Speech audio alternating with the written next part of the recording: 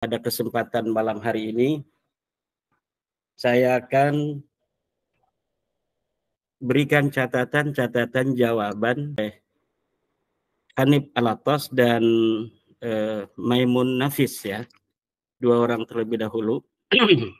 Ada beberapa hal yang dibicarakan oleh Al-Ustadz Hanif Alatas. Yang pertama, bahwa nasab Ba'alawi sudah diijma. Beberapa iddi'aul ijma, riwayat-riwayat adanya ijma yang diberikan oleh ulama, seperti disampaikan oleh Yusuf An-Nabhani. Sekarang kita gali apa betul adanya ijma itu terhadap nasab Ba'alawi.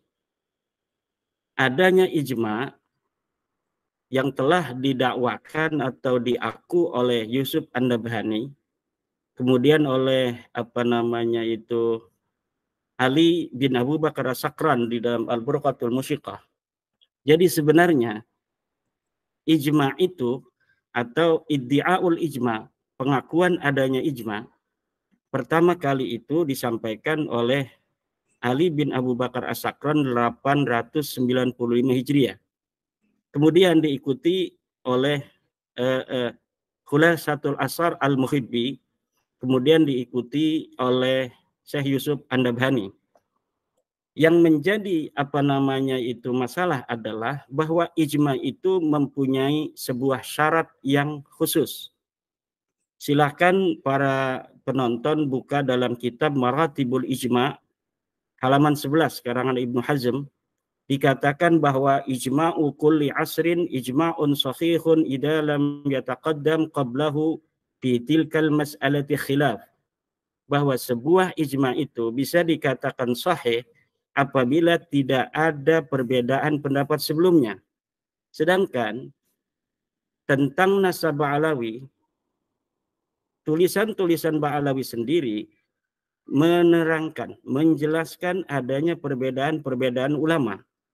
Kita lihat di dalam kitab Al-Burqatul Musyiqah bahwa Ali bin Abu Bakar As-Sakran meriwayatkan adanya orang-orang yang tidak percaya pada nasabnya yang ada di abad ke-9 Hijriah.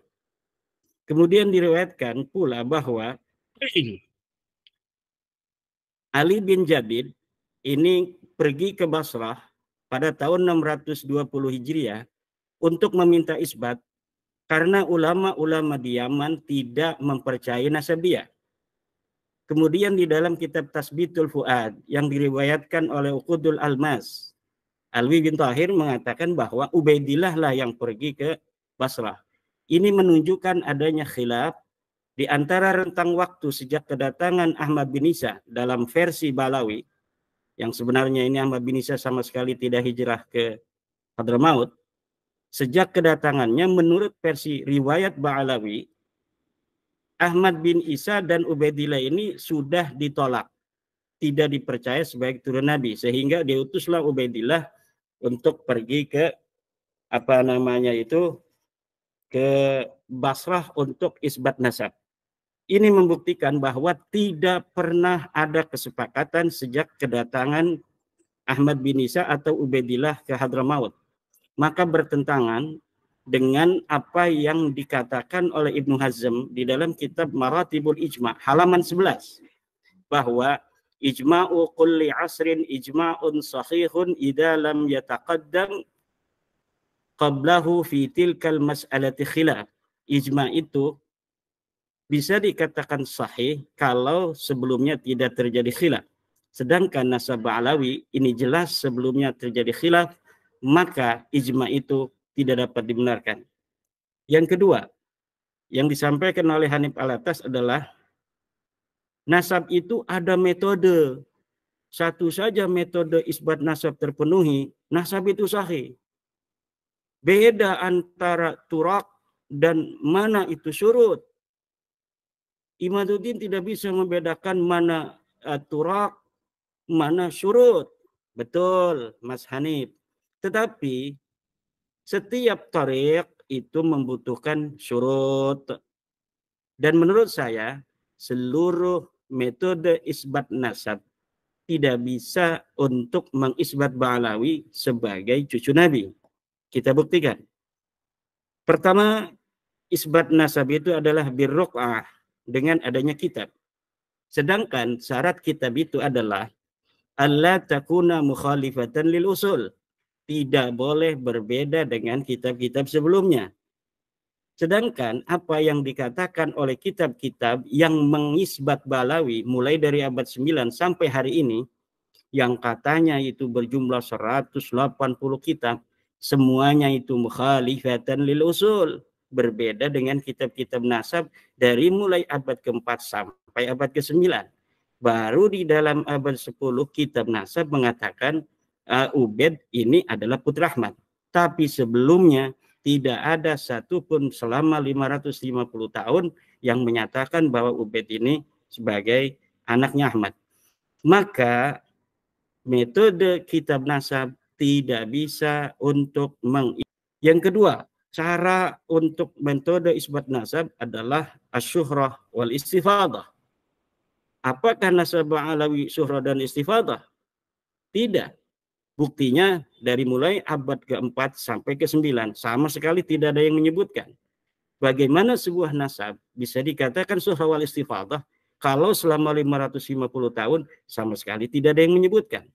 Sedangkan di dalam kaidah ilmu nasab, Ibnu Hajar mengatakan innan nasaba mimma yasbutu bil istifadati illa ayyusbita ma yukhalifu. Silahkan buka kitab Al-Jawabul Jalil halaman 47. Para pemirsa bisa melihat di dalam kitab Al-Jawabul Jalil halaman 47 itu bahwa memang benar nasab itu bisa diisbat dengan adanya syuhrah dan istifadah, tetapi ada syaratnya. Illa ayasbuta ma yukhalifu, kalau tidak ada yang menentang.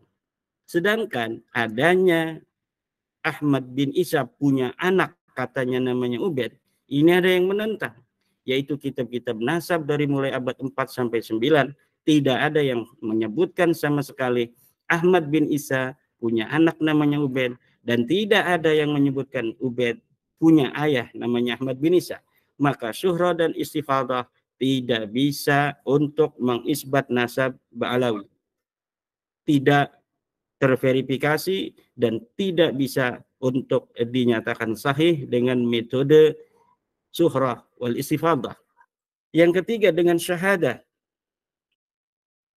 Bahwa metode isbat nasab salah satunya adalah syahadah, yaitu kesaksian dua orang laki-laki.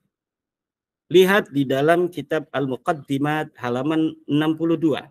Apakah betul syahadah ini bisa untuk mengisbat nasab yang sudah ribuan tahun? Di dalam kitab Al-Muqaddimat, Syekh Khalil bin Ibrahim mengatakan, aqulu inna hadzal amra laisa fi subuti nasabil qabail bal yu'malu fi ilhaqi nasabi tiflin bi abi. Al-Muqaddimat halaman 62 Khalil bin Ibrahim.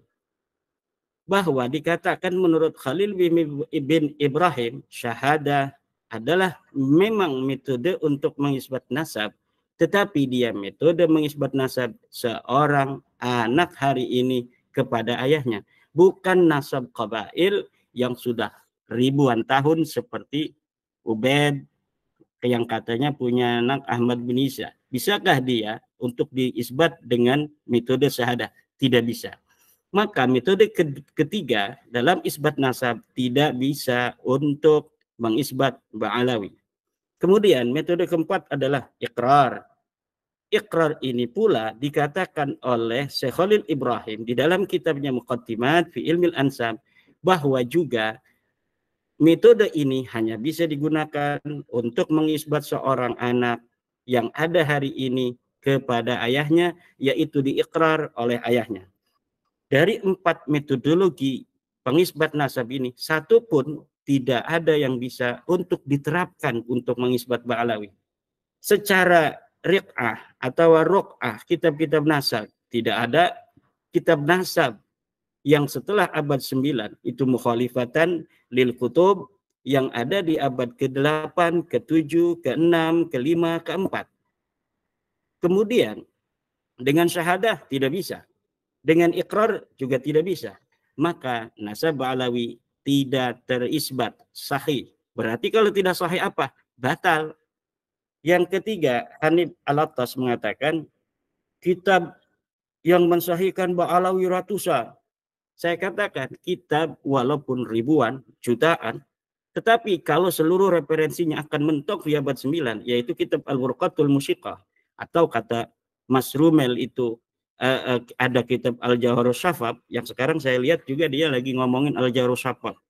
Begana begini, tetapi hanya itu saja, berkutat pada hal-hal yang telah diungkapkan, hal-hal yang telah dijelaskan, tidak ada yang baru.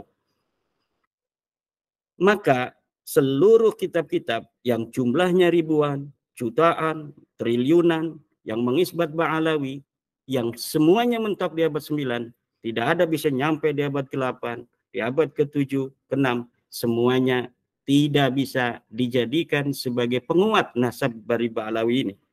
Kemudian yang keempat, dikatakan oleh Mas Hanif Al-Attas, tidak ada yang menyatakan kitab sejaman sebagai syarat mutlak daripada pengisbatan nasab.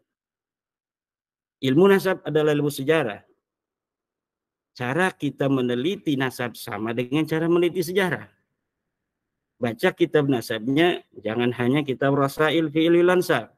Jangan kitab Muqaddimat fil Islam saja. Silahkan baca kitab Usulu Ilmin Nasab wal Mufadalah Bainal Ansab halaman 76. Saya ulangi, pemirsa silahkan untuk memverifikasi kitab-kitab yang saya sebutkan. Silahkan buka di dalam kitab Usulu Ilmin Nasab wal Mufadalah Bainal Ansab halaman 76-77 dikatakan tentang kitab sejaman. Wa indama nuhaqqiqun nasaba fa innal masadir allati yumkinu an nastaqiya minha an-nasaba yajibu an takuna min kutubil ansabil qadimah allati kutibat fima qabla al-'asr al-hadis haitsu kana an-nasu aqraba ila ma'rifati usulihim. Ketika kita mentahqiq sebuah nasab, maka sumber-sumber primer yang bisa untuk kita gali untuk mengetahui nasab wajib, yajibu. Ini kalimatnya yajibu loh. Yajibu, wajib antakuna minal min kutubil ansabil qadimah. Dia haruslah kitab-kitab yang terdahulu. Kitab yang terlebih dahulu sesuai dengan al-haqbah az-zamaniyah di mana nama-nama itu ada, itu lebih baik. Kalau tidak, yang paling dekat. Di sini dikatakan haitsu kana nasu aqraba ila ma'rifati usulihim. Ketika manusia lebih dekat untuk mengetahui nasab-nasab leluhur mereka. Semakin dekat dengan objek, maka itu semakin baik. Semakin dekat, semakin baik. Jika tidak, maka di dalam kaidah ilmu sejarah disebut dengan argumentium ex silentio. Maka sesuatu yang mampu kita untuk raih dari sebuah sumber yang terdekat, itulah yang dijadikan sebagai yang terpokok. Ketika ditemukan Asy-Syajarah Al-Mubarakah yang menghasar bahwa anaknya daripada Ahmad bin Isa cuma 3, yaitu Muhammad, Ali, dan Husain, maka inilah yang dijadikan sebagai mu'tamadat, yang sebagai pegangan seluruh ahli nasab. Ketika nanti ditemukan abad yang lebih dekat, barulah kitab Asy-Syajarah Al-Mubarakah ini kekuatannya itu digeser oleh kitab yang lebih tua, yang lebih dekat dengan objek penelitian. Tapi nasab Ba'alawi ini orang yang objeknya ada di abad keempat, yaitu 345 Hijriah, tapi kemudian baru dikatakan punya anak Ubaid pada 895 Hijriah. Ini coba hitung, ada 551 tahun. Kita genapkan 550 tahun, berita, informasi, adanya keterangan bahwa Ubaid mempunyai ayah namanya Ahmad bin Isa atau Ahmad bin Isa punya anak namanya Ubaid, itu setelah 550 tahun baru ada. Kemudian Ini Mas Hanif Alatas untuk mempertahankan nasabnya menerjemahkan tentang apa namanya kalimat ma'amkana. Dikatakan di dalam kitab nasab itu kita harus mencari kitab-kitab sejaman ma'amkana. Nah, diterjemahkan oleh Mas Hanif Alatas ma'amkana ini dengan apa? Dengan apa namanya itu kalau bisa, ma'amkana kalau bisa. Sedangkan kalimat ma'amkana itu maknanya bukan kalau bisa, tapi sebisanya. Coba para pemirsa ambil apa namanya HP-nya, ambil laptopnya yang ada internetnya, kemudian cari itu apa namanya itu translate Arab Indonesia. Tulis ma'amkana. Apa maknanya? Apakah maknanya seperti Mas Hanif Alatas bahwa maknanya adalah semampunya atau sebisanya apa kalau bisa ya kata Mas Hanif Alatas kalau bisa ma'amkana. Kalau nggak bisa enggak apa-apa, nggak pakai kitab sejaman. Mana yang sebenarnya adalah sebisa mungkin. Ma'amkana itu maknanya adalah sebisa mungkin. Ma'amkana itu maknanya sebisa mungkin. Artinya sekuat yang kita mampu untuk mencari kitab itu, maka itu harus sebuah sejarah, sebuah nasab harus diiringi dan diverifikasi oleh kitab-kitab sejaman. Bukan ma'amkana itu kalau bisa, kalau mau, bukan demikian. Tetapi sebisanya kita harus mencari sesuatu yang ada dari apa yang telah disebutkan oleh Amudun Nasab kita. Nama-nama ini harus ada kitab yang sejaman atau kitab yang mendekati. Seperti kitab Sajarah Mubarakah itu bukan sejaman, dia sekunder. Tapi itulah ma'amkana yang kita mampu untuk mencari seorang apa namanya Ahmad bin Isa mempunyai anak 3. Sebelum itu yang lebih tua tidak ada. Itu namanya ma'amkana. Kalaulah kita bisa mencari lagi apa namanya kitab-kitab yang lebih tua dari As-Sajarah Mubarakah yang menentukan anaknya itu hanya 3 menghasar, itu kita akan mencari lagi, tapi memang tidak ada. Yang ada hanya kitab As-Sajarah Al-Mubarakah yang menghasar anaknya itu 3. Sedangkan yang menambahi ada di kitab abad ke-9 Hijriah. Maka yang ada di abad 9 Al-Burqatul Musiqah, tanda kutip Al-Jauharus Syafaf, kemudian Al-Baha Ad-Durar, apa atau disebut dengan kitab apa namanya itu Al-Masra'ur Rawi, itu semua Al-Ghurrar Al-Masra'ur Rawi itu terbantahkan semua, tidak bisa dijadikan sebagai masadir, tidak bisa dijadikan sebagai maraji. Kenapa tidak bisa dijadikan sebagai maraji? Maraji itu harus ada masadir. Kalau misalnya sebuah maraji tidak berdasarkan masadir, ini maraji ini adalah sekunder, masadir ini adalah primer, yang paling dekat. Maka maraji ini diabaikan, apalagi ketika maraji ini bertentangan dengan masadir, seperti Al-Burqatul Musiqah bertentangan dengan apa namanya itu kitab Asy-Syajarah Mubarakah. Maka itu Al-Burqatul Musiqah, Al-Jauharus Syafaf, Al-Ghurar, Al-Masra'ur Rawi, Al-Juz'ul Latif, semuanya harus diabaikan. Kenapa? Karena mu'aradah, bertentangan dengan kitab yang lebih tua. Demikianlah cara bekerja ahli sejarah itu, Mas Rumel ya. Nah, katanya ahli sejarah, tapi kitab sejaman, kitab primer, kitab sekunder diabaikan, hanya Syuhra dan Istifadah. Ini sejarah cenayang namanya. Ini sejarah orang-orang yang ngaku historian, apa ngaku sejarawan, tapi tidak memerlukan sumber. Ini sejarawan cenayang namanya. Kemudian yang kelima, yang keenam, saya catat ya dari apa-apa yang disampaikan apa namanya oleh Mas Hanif Alatas. Kata Mas Hanif Alatas, kalau kitab sejaman diterapkan, maka nasab Nabi Muhammad rungkat. Naudzubillah, summa naudzubillah min dalik. Nasab Nabi Muhammad itu Mas Hanif sampai Adnan itu diberitakan oleh baginda Nabi besar Muhammad SAW di dalam hadis. Bahkan di dalam hadisnya itu hadis riwayat Muslim. Dikatakan dalam kitab riwayat Muslim itu bahwa Nabi Muhammad SAW itu dari Kinanah. Ya. Nabi Muhammad itu dari Kinanah. Ini jangan sampai kita gara-gara kita untuk mempertahankan nasab, ini menjadikan Nabi Muhammad nasabnya sebagai bemper. Naudzubillah summa naudzubillah. Nabi Muhammad itu nasabnya melalui wahyu. Wa ma yantiqu 'anil hawa in huwa illa wahyu yuha. Di dalam Al-Qur'an disebutkan bahwa Nabi Muhammad itu orang-orang Arab itu keturunan Ibrahim. Millat abikum Ibrahim. Agama ayah-ayah kalian. Siapa ayah kalian? Ibrahim. Itu kumnya kepada siapa? Kepada orang-orang Quraisy. Ini menyatakan bahwa wahyu sendiri mengatakan Nabi Muhammad orang Arab itu keturunan daripada Ibrahim. Ini sudah nas Al-Qur'an. Adapun amudun nasab sampai Nabi Ibrahim tidak dibutuhkan lagi. Untuk mengisbat Nabi Muhammad keturunan Ibrahim tidak butuhkan amudun nasab karena sudah ada Al-Qur'an yang menyatakan. Kemudian mengenai Nabi Muhammad SAW sebagai keturunan daripada Kinanah, itu hadis mengatakan dari riwayat Muslim. Jadi nggak perlu lagi kita membawa-bawa nasab Nabi Muhammad dalam perdebatan nasab Ba'alawi yang memang tidak terverifikasi.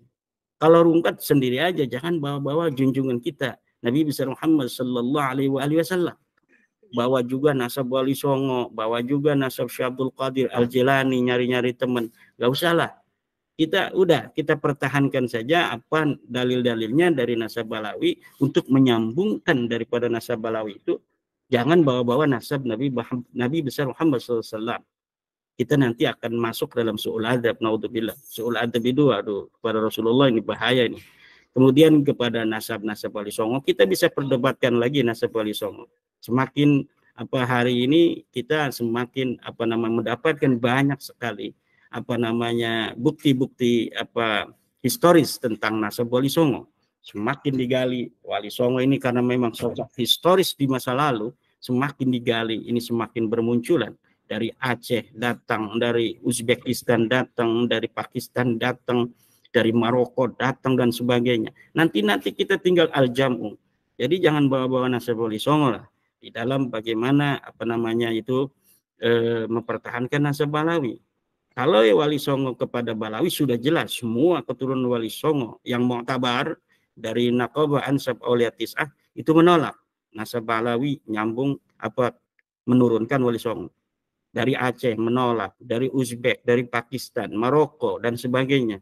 Paling beberapa orang aja yang masih dari Wali Songo yang memiliki keyakinan seperti pada zaman-zaman kolonial itu bahwa Wali Songo berasal dari Ubaidillah. Itu hanya beberapa pelintir orang saja. Jadi saya mohon pada Mas Hanif ini jangan bawa-bawa nasab Wali Songo dalam perdebatan nasab Balawi. Pertahankan aja nasab Balawi. Bagaimana nasab Balawi ini bisa pertahankan? Dan sampai detik ini tidak bisa dipertahankan. Kenapa? Karena memang datanya nggak ada. Kemudian kesimpulan Mas Hanif Alatas itu tidak satu pun bisa menjawab 12 pertanyaan daripada tesis saya. Dan telah nyata bahwa metode-metode menetapkan nasab tidak bisa mengisbat nasab Balawi. Saya kira poin-poin itu Mas Rifki yang disampaikan oleh Mas Hanif Alatas yang perlu untuk saya respon.